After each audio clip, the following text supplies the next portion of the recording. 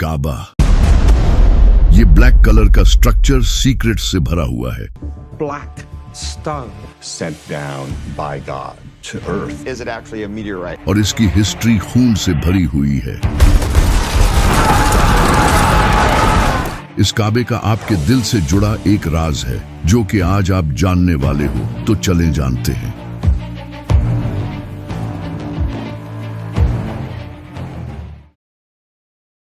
अगर काबा की हिस्ट्री को देखा जाए तो ये हजरत आदम के टाइम की है। काबा को सबसे पहले हजरत इब्राहिम अलैहिस्सलाम ने नहीं बल्कि हजरत आदम ने इबादत करने के लिए बनाया था। लेकिन फिर इसके कई सदियों बाद हजरत नूह अलैहिस्सलाम के टाइम पर पूरी दुनिया में एक बड़ा फ्लड आया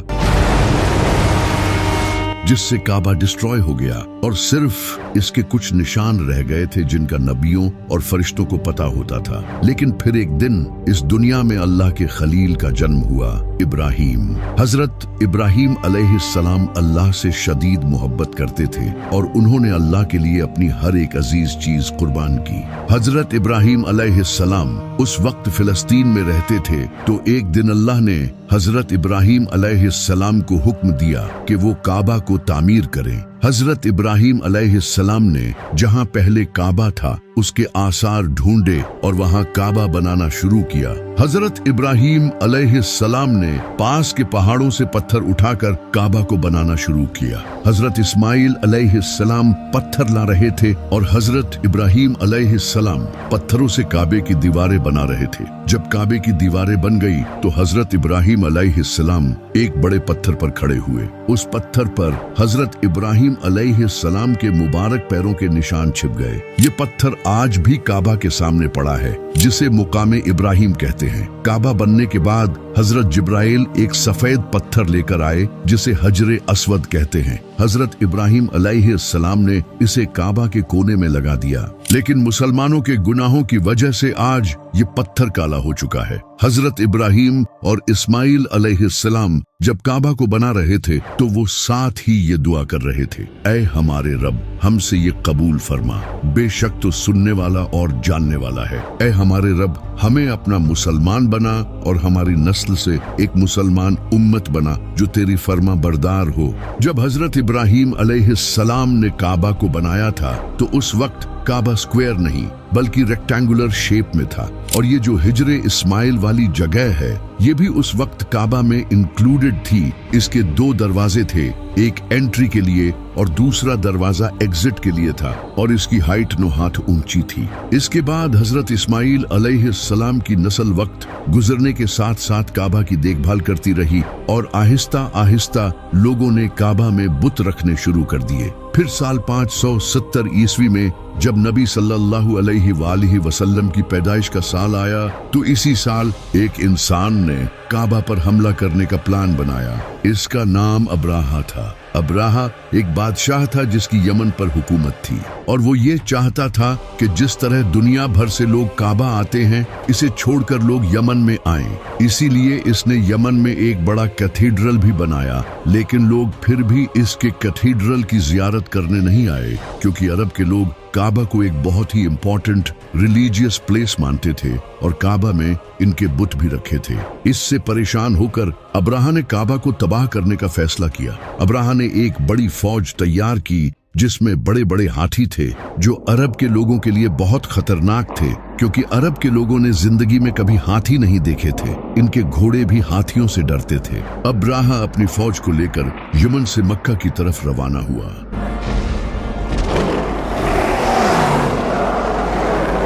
और रास्ते में आने वाले टाउन्स और कबीलों पर कब्जा करता गया। इसी दौरान इसने कुछ ऊंट हथिया लिए, लेकिन इन ऊंटों के मालिक का नाम अब्दुल मुत्तलिब था, जो नबी सल्लल्लाहु अलैहि वसल्लम के दादा थे। जब हजरत अब्दुल मुत्तलिब को इसका पता चला तो वो अब्राहा से मिलने गए और इसके पास जाकर उन्होंने अपने ऊंट वापस मांगे। अब्राहा ये देखकर बहुत हैरान हुआ।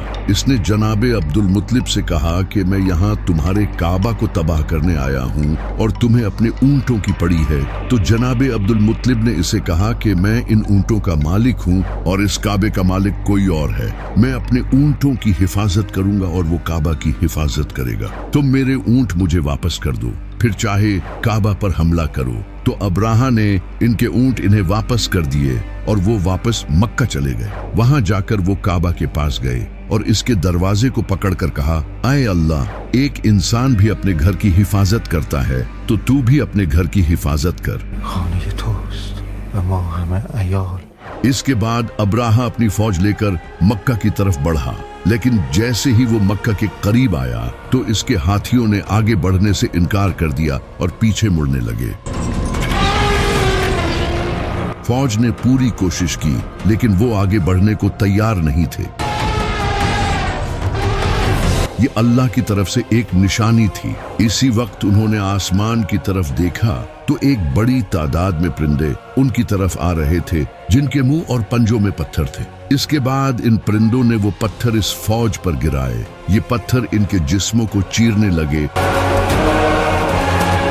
और इस तरह अब्राहा और इसकी पूरी फौज तबाह हो गई और अल्लाह ने काबा को बचा लिया। इस वक्त तक हजरत इब्राहिम अलैहिस्सलाम के काबा को तामीर किए 2000 साल हो चुके थे और फ्लड्स और बारिशों की वजह से काबा की दीवारें कमजोर हो चुकी थी। इसी वक्त मक्का में एक बड़ा फ्लड आया जिसने काबा की दीवारों को काफी नुकसान पहुंचाया। तभी मक्का में कुरैश ने यह फैसला किया कि वो काबा को तोड़कर इसे दोबारा से तामीर करेंगे। कुरैश के लीडर्स ने यह फैसला किया, काबा को दोबारा तामीर करने के लिए जो पैसा लगेगा वो हलाल होना चाहिए। जिसके बाद कुरैश ने मिलकर काबा को दोबारा तामीर करना शुरू किया। शुरू में तो कोई भी अल्लाह के डर से काबे की दीवार गिराने के लिए तैयार नहीं था, लेकिन फिर हजरत खालिद बिन वलीद रजी अल्लाह तआला अन्हु के बाप ने आगे बढ़कर काबे की दीवार को गिराना शुरू किया, जिसे देखकर बाकी लोग भी इनके साथ शुरू हो गए। उन्होंने काबा की लंबाई को रेक्टेंगुलर शेप से कम करके स्क्वायर शेप में बनाया, क्योंकि इनके पास पैसे कम थे, और इसकी हाइट को भी 9 हाथ से 18 हाथ ऊंचा कर दिया और इसके दरवाजे को भी ऊंचा कर दिया ताकि हर कोई इसमें जा न सके। जब काबा सही तरह से बन गया तो अब बारी थी इसमें हजरे अस्वद को रखने की, जिसे लेकर कुरैश के दरमियान झगड़ा होने लगा, क्योंकि हर कबीला यही चाहता था कि वो इस पत्थर को रखे। इनके दरमियान जब झगड़ा मजीद बढ़ने लगा तो एक इंसान जिसका नाम था अबू उमैया बिन मुगीरा, इसने कुरैश के सारे कबीलों से कहा कि कल जो इंसान हरम में सबसे पहले एंटर होगा वही ये फैसला करेगा कि पत्थर कौन रखेगा। और अगले दिन जब सबने देखा तो सबसे पहले नबी सल्लल्लाहु अलैहि वसल्लम काबा में एंटर हुए। तब नबी सल्लल्लाहु अलैहि वसल्लम ने ऐलान नबूवत नहीं किया था और मक्का के लोग आप सल्लल्लाहु अलैहि वसल्लम की काफी इज्जत करते थे। तो नबी सल्लल्लाहु अलैहि वसल्लम ने एक बेहतरीन हल निकाला। आप सल्लल्लाहु अलैहि वसल्लम ने हजरे अस्वद को एक बड़े से कपड़े पर रखा और हर कबीले के लीडर को इस कपड़े को उठाने का कहा। जब सारे कबीलों के लीडर्स इस पत्थर को उठाकर काबा के पास ले गए तो आप सल्लल्लाहु अलैहि वसल्लम ने इसे अपने हाथों से उठाकर अपनी जगह रखा। ये देखकर कुरैश के सारे लोग बड़े खुश हुए और इस तरह काबा को दोबारा तामीर किया गया। फिर इसी काबा में एक दिन एक अजीम इंसान का जन्म हुआ जिसका नाम था अली इब्ने अबी तालिब। इसके कुछ साल बाद जब फतह मक्का हुई तो नबी सल्लल्लाहु अलैहि वसल्लम ने काबा में रखे सारे बुत तोड़कर काबा को बुतों से पाक कर दिया। इस वक्त काबा की दीवारों पर हजरत इब्राहिम अलैहिस्सलाम और फरिश्तों की तस्वीरें भी बनी थी। नबी सल्लल्लाहु अलैहि वसल्लम ने इन तस्वीरों को भी मिटा दिया और इसके बाद से काबा मुसलमानों का किबला बन गया। नबी सल्लल्लाहु अलैहि वसल्लम पहले मस्जिद अक्सा की तरफ मुंह करके नमाज पढ़ते थे, लेकिन एक दिन अल्लाह ने आप सल्लल्लाहु अलैहि वसल्लम को हुक्म दिया और आप सल्लल्लाहु अलैहि वसल्लम ने इसके बाद से काबा की तरफ मुंह करके नमाज पढ़ना शुरू की। 683 ईस्वी में जब अब्दुल्लाह बिन जुबैर रजी अल्लाह तआला अन्हु ने खुद को मक्का का खलीफा डिक्लेयर कर दिया तो ये यजीद की हुकूमत के लिए एक खतरा था। तो यजीद ने एक फौज मक्का भेजी। यजीद की फौज ने मक्का को सीज कर लिया और मक्का पर कैटापल्ट्स के जरिए आग से भरे हुए पत्थर फेंके।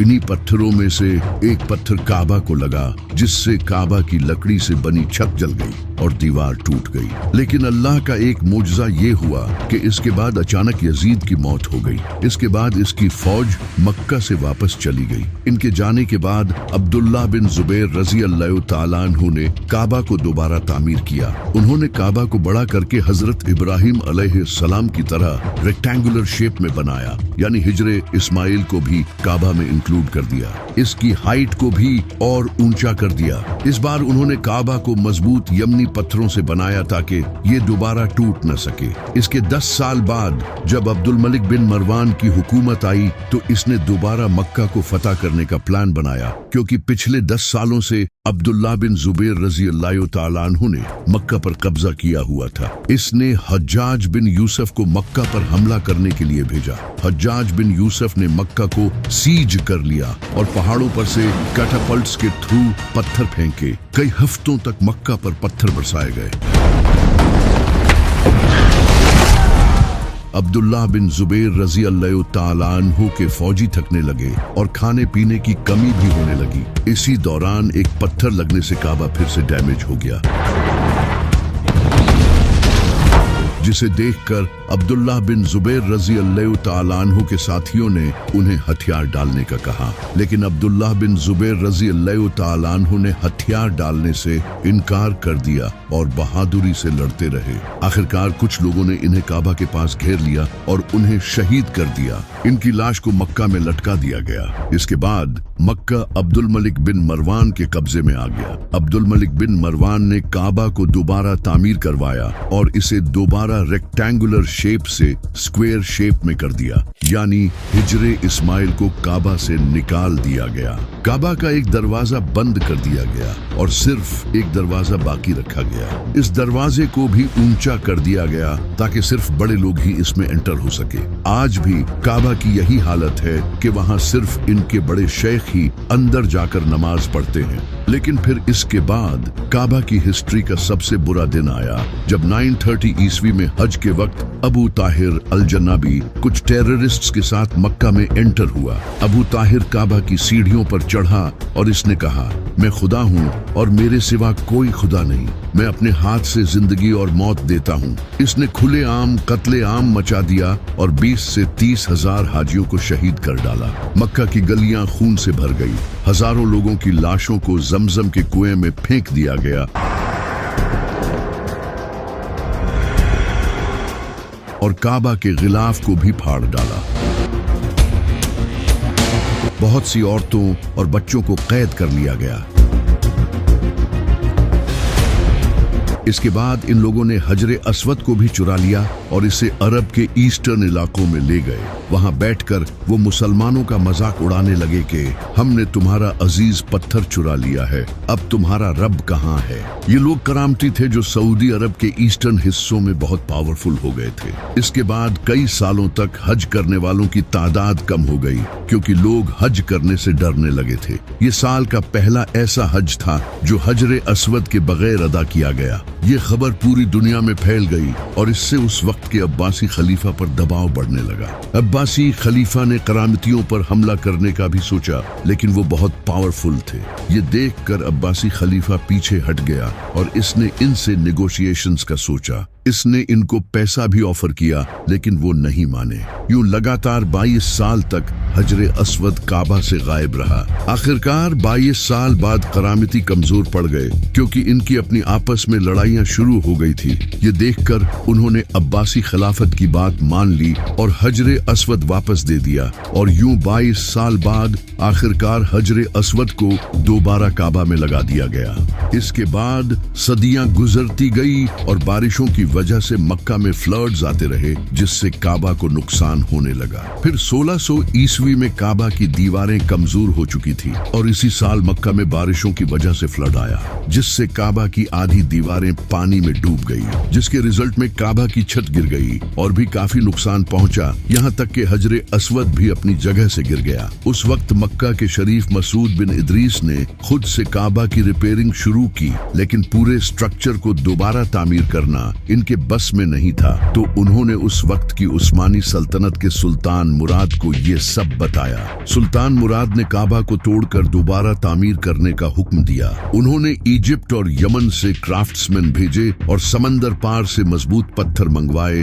और इन सब को यूज करके काबा को दोबारा बनाया। लेकिन इस बार उन्होंने काबा को रेक्टेंगुलर नहीं बल्कि स्क्वायर शेप में ही रखा और आज तक काबा की यही शेप है। फिर 14वीं सदी में मक्का में मुख्तलिफ फिक्र के लोग आने लगे, जैसे कि हनफी, मालकी, शाफी और हम्बली। ये सब एक दूसरे से इख्तिलाफ करते थे और अगर कोई इमाम किसी दूसरी फिक्र का होता तो इसके पीछे नमाज भी नहीं पढ़ते थे। ये देखकर मक्का के कस्टोडियंस ने काबा में 4 मुसल्ले डाल दिए, हनफी, मालकी, शाफी और हम्बली, ताकि हर कोई अपने फिरके के इमाम के पीछे नमाज पढ़ सके। और ये सब 500 सालों तक यूं ही चलता रहा। उस वक्त एक ही नमाज 4 बार पढ़ी जाती थी और मदीना में भी बिल्कुल ऐसा ही होता था। फिर 1924 में बादशाह अब्दुल अजीज ने मक्का को फतह कर लिया और इन 4 मुसल्लों को हटाकर इनकी जगह सिर्फ एक ही मुसल्ला रख दिया ताकि सारे मुसलमान एक ही इमाम के पीछे नमाज पढ़ें। इसके बाद काबा को दोबारा रिपेयर किया गया। काबा से चिराग हटाकर इलेक्ट्रिकल लाइटिंग्स लगाई गई और वक्त के साथ साथ काबा एडवांस होता गया और इसके आसपास की जगह को भी एक्सपैंड किया जाने लगा, जो कि आज आप देख सकते हैं। लेकिन फिर 20 नवंबर 1979 फर्स्ट मुहर्रम फजर के वक्त एक इंसान जिसका नाम था जुहैमन, जो कि एक सऊदी नेशनल गार्ड्समैन था, वो अपने तकरीबन 200 साथियों के साथ कॉफिन्स में जनाजे के बहाने हथियार लेकर हरम में एंटर हो गया। फजर की नमाज के बाद इन लोगों ने मस्जिद उल हराम के दरवाजे बंद कर दिए और सारे गार्ड्स और नमाजियों को हॉस्टेज बना लिया। इसके बाद जुहैमन ने लाउड स्पीकर्स पर ऐलान किया कि मेहदी आ चुके हैं, जो कि ये इंसान है जिसका नाम मोहम्मद बिन अब्दुल्लाह था, जो कि इसके साथ खड़ा था। और फिर इसने मुसलमानों से कहा कि इसकी बैत करो, यानी कि वो इसे इमाम मेहदी मानता था। और ये सब वो इसीलिए कर रहा था। जब सऊदी सिक्योरिटी फोर्सेस को इसका पता चला तो उन्होंने हरम को चारों तरफ से घेर लिया, लेकिन वो अंदर नहीं जा रहे थे क्योंकि काबा के पास लड़ना इस्लाम के कानून में बिल्कुल गलत है। जिसके बाद सऊदी अरब के उलमा ने एक मीटिंग की और एक फतवा दिया कि सिक्योरिटी फोर्सेस हरम में जाकर ऑपरेशन कर सकती हैं। फतवा जारी होने के बाद सऊदी फोर्सेस ने हमले की तैयारी शुरू कर दी और फिर इन बागियों पर फायरिंग शुरू की, जिससे कई फौजी मारे गए और कई हॉस्टेजेस की भी जान गई, क्योंकि वो बागी भी पूरी तैयारी के साथ आए थे। इनके पास नाइट विजन्स इंस्ट्रूमेंट्स थे जिससे वो कम रोशनी में भी देख सकते थे और उन्होंने अपने स्नाइपर्स भी लगा रखे थे जो कि मीनारों की पोजीशंस पर थे। सऊदी फोर्सेस ने पास की बिल्डिंग्स की छतों से एक के बाद एक करके इनके स्नाइपर्स को निशाना बनाना शुरू किया। कुछ नेशनल गार्ड्स ने हरम के डिफरेंट दरवाजों से हमला करने की कोशिश की, लेकिन इन पर मशीन गन्स और ग्रेनेड्स फायर किए गए, जिससे कई फौजी शहीद हुए। ये सब 4 से 7 दिनों तक चलता रहा, लेकिन सऊदी फोर्सेस फिर भी इन्हें मारने में नाकाम रही, क्योंकि ये बागी अंडरग्राउंड टनल्स को बंकर्स की तरह यूज कर रहे थे। ये टनल्स सदियों पुरानी थी और इनमें अंधेरा रहता था, जिस वजह से सऊदी फोर्सेस इनमें जाकर हमला नहीं कर सकती थी। इसके बाद 8 दिन गुजरने पर किंग खालिद ने फ्रांस GIGN स्पेशल फोर्सेस को सीक्रेटली मक्का बुलाया। इनके एडवाइजर्स ने मक्का में एंटर होने के लिए इस्लाम कबूल किया, क्योंकि मक्का में कोई काफिर एंटर नहीं हो सकता। उन्होंने सऊदी फोर्सेस के साथ मिलकर एक अटैक प्लान किया। इसके बाद फोर्सेस ने टीयर गैस और स्मोक ग्रेनेड्स बेसमेंट्स के एयर वेंट्स में छोड़ दिए, ताकि इन बागियों को खुली जगह पर लाया जाए जिससे इन पर हमला किया जा सके। लेकिन इन बागियों ने मास्क पहन लिए थे। इसके बाद दोनों के दरमियान गन फाइट्स हुई, और वो भी टनल्स के अंधेरे में। इस तरह हरम के एक के बाद एक कमरे को क्लियर करना शुरू किया गया और 2 दिनों में उन्होंने हरम के ऊपर के हिस्से को क्लियर कर दिया, जिसे देखकर वो बागी हॉस्टेजेस को बेसमेंट्स में ले गए, जहां इनके पास खाना और पानी मौजूद था, जिससे वो कई दिनों तक जिंदा रह सकते थे। सऊदी फोर्सेस ने इन अंडरग्राउंड चेंबर्स में पानी और टीयर गैस छोड़ी ताकि इनको बाहर धकेला जा सके और बेसमेंट्स की सारी एंट्रीज को ब्लॉक कर दिया गया। इस वक्त तक मोहम्मद बिन अब्दुल्लाह, जो कि खुद को मेहदी कहता था, वो मारा जा चुका था, लेकिन इसका कमांडर जुहैमन अभी भी हार मानने के लिए तैयार नहीं था। फिर 4 दिसंबर को जुहैमन और इसके 67 साथियों को सऊदी फोर्सेस ने पकड़ लिया, जिन्हें कुछ ही हफ्तों में सऊदी फोर्सेस ने पब्लिकली कत्ल कर दिया। लेकिन ये कोई पहली ट्रेजेडी नहीं थी जो कि काबा में पेश आई। इसके बाद 1999 के हज के दौरान 1400 से ज्यादा लोगों की मौत हुई, जो कि टनल्स में से गुजर रहे थे, लेकिन क्राउड ज्यादा होने की वजह से नीचे गिरकर इनकी मौत हो गई। इसी तरह 1987 सऊदी सिक्योरिटी ने 400 हाजियों को मार दिया।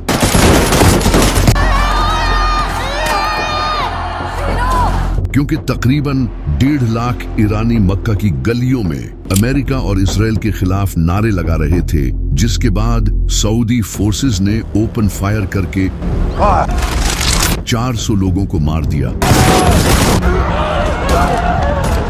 और 600 से ज्यादा लोग जख्मी हुए, जिसके बाद से सऊदी अरब और ईरान के दरमियान हालात और ज्यादा बिगड़ गए। जितनी इंटरेस्टिंग काबा की हिस्ट्री है, उससे भी ज्यादा इंटरेस्टिंग काबा से जुड़े साइंटिफिक फैक्ट्स हैं। सदियों पहले जब जीपीएस नहीं हुआ करता था, तो सेलर्स मक्का को as a reference point use करके रास्ता तलाश करते थे। इसी वजह से ये मुसलमानों का किबला है, ताकि दुनिया के हर कोने से मुसलमान काबा की तरफ रुख करके नमाज पढ़ सकें। कुछ मॉडर्न रिसर्चर्स का ये भी कहना है कि काबा ऐसी जगह है जहां जमीन की जियोमैग्नेटिक फील्ड बैलेंस है। इसी वजह से जितने भी लोग मक्का जाते हैं, वो खुद कहते हैं कि उन्हें वहां बहुत सुकून मिलता है और एक अलग तरह का एहसास होता है। मुसलमान काबा का तवाफ काउंटर क्लॉकवाइज करते हैं और बिल्कुल उसी तरह पूरा यूनिवर्स घूमता है, जैसे सूरज के अराउंड प्लैनेट्स काउंटर क्लॉकवाइज घूमते हैं। हमारा मिल्की वे गैलेक्सी भी काउंटर क्लॉकवाइज घूमता है। इलेक्ट्रॉन्स भी न्यूक्लियस के अराउंड काउंटर क्लॉकवाइज ही घूमते हैं और जमीन भी वेस्ट से ईस्ट की तरफ काउंटर क्लॉकवाइज ही घूमती है। इसका मतलब ये है कि जब मुसलमान काबा का तवाफ करते हैं, तो वो यूनिवर्स के नेचुरल फ्लो से जुड़ जाते हैं। काबा जमीन का एक पावरफुल जियोमैग्नेटिक पॉइंट है। जब हजारों मुसलमान काउंटर क्लॉकवाइज एक साथ मूव करते हैं, तो वो एक यूनिफाइड एनर्जी फील्ड बनाते हैं, बिल्कुल वैसे ही जैसे इलेक्ट्रॉन्स एटम के अराउंड मूव करते हैं। इसी वजह से अल्लाह ने कुरान में फरमाया है कि इस यूनिवर्स की हर चीज अल्लाह की तस्बीह करती है। वो तस्बीह यही है जिस तरह मुसलमान काबा में जाकर तवाफ करते हैं। अब क्योंकि हर चीज एटम से बनी है, इसलिए हर चीज इसी तरह अल्लाह की तस्बीह कर रही है। इसी वजह से सूफी अल्लाह की याद में घूमते हैं, जिसे वो समा कहते हैं, जिसमें वो अपना एक हाथ ऊपर अल्लाह की तरफ रखते हैं और दूसरा हाथ नीचे मखलूक की तरफ रखते हैं, और इस तरह वो अल्लाह की याद में खो जाते हैं। सूफियों का ये कहना है कि जिस तरह काबा का तवाफ होता है, इसी तरह इंसान के दिल का भी तवाफ होता है। और ये बात 100% सच है, क्योंकि नबी सल्लल्लाहु अलैहि वसल्लम ने फरमाया, मोमिन का कल्ब अल्लाह का घर है। अल्लाह का असल घर काबा नहीं, बल्कि इंसान का दिल है। नबी सल्लल्लाहु अलैहि वसल्लम एक दिन काबा के सामने खड़े थे, तो आप सल्लल्लाहु अलैहि वसल्लम ने काबा को देखकर फरमाया, ऐ काबा, तू कितना पाक है, तेरी हुर्मत कितनी अजीम है, लेकिन मुझे उस रब की कसम है जिसके हाथ में मेरी जान है, अल्लाह के नजदीक एक मोमिन के दिल की हुर्मत तुझसे भी कहीं ज्यादा है। यानी मोमिन का दिल काबे से भी ज्यादा अजीम है। नबी सल्लल्लाहु अलैहि वसल्लम ने फरमाया था, इंसान के जिस्म में गोश्त का एक टुकड़ा है, अगर वो ठीक हो तो पूरा जिस्म ठीक होता है, और अगर वो खराब हो तो पूरा जिस्म खराब हो जाता है, और वो टुकड़ा इंसान का दिल है। आप ये जानकर हैरान हो जाएंगे कि इंसान के दिल के अराउंड खून भी काउंटर क्लॉकवाइज ही मूव करता है, उसी डायरेक्शन में जिस डायरेक्शन में यूनिवर्स के प्लैनेट्स, गैलेक्सीज, एटम और मुसलमान तवाफ करते हैं। इंसान का दिल जिस्म में सबसे पावरफुल इलेक्ट्रोमैग्नेटिक फील्ड पैदा करता है, जो ब्रेन से भी ज्यादा पावरफुल होता है। जिस तरह काबा में पावरफुल जियो फिजिकल और स्पिरिचुअल एनर्जी होती है, उसी तरह दिल भी एनर्जी रेडिएट करता है, जो न सिर्फ हमारे जिस्म पर बल्कि हमारे आसपास के लोगों को भी इफेक्ट करती है। इसी वजह से सूफी कहते हैं कि असल काबा इंसान का दिल है जहां अल्लाह रहता है, और ये वही बात है जो नबी सल्लल्लाहु अलैहि वसल्लम ने भी फरमाई है। यहाँ तक कि काबा में जो ये पत्थर लगा है यानी कि हजरे अस्वद, इसके बारे में भी साइंस मानती है कि ये दुनिया का नहीं है, यानी जन्नत का पत्थर है। काबा जमीन का गोल्डन रेशियो है। अब ये क्या है? ये जो नंबर है 1.618, ये एक यूनिक मैथमेटिकल प्रोपोर्शन है जो दुनिया की best art, architecture, galaxies, human body और नेचर में पाया जाता है। यानी इस दुनिया की जितनी भी कमाल की चीजें हैं, अगर उनका प्रोपोर्शन निकाला जाए तो वो 1.618 ही बनता है, जिसे गोल्डन रेशियो कहा जाता है। लेकिन कमाल की बात यह है कि यही गोल्डन रेशियो काबा में भी पाया जाता है। अगर हम काबा से नॉर्थ पोल का डिस्टेंस लें और फिर काबा से साउथ पोल का डिस्टेंस कैलकुलेट करें और इन दोनों डिस्टेंस का प्रोपोर्शन निकालें तो ये 1.618 ही बनता है, यानी द गोल्डन रेशियो। इसी वजह से इमाम अली अलैहिस्सलाम ने फरमाया था, अल्लाह ने काबा को मुसलमानों का किबला बनाया है, जहां वो प्यासे जानवरों की तरह दौड़े हुए आते हैं।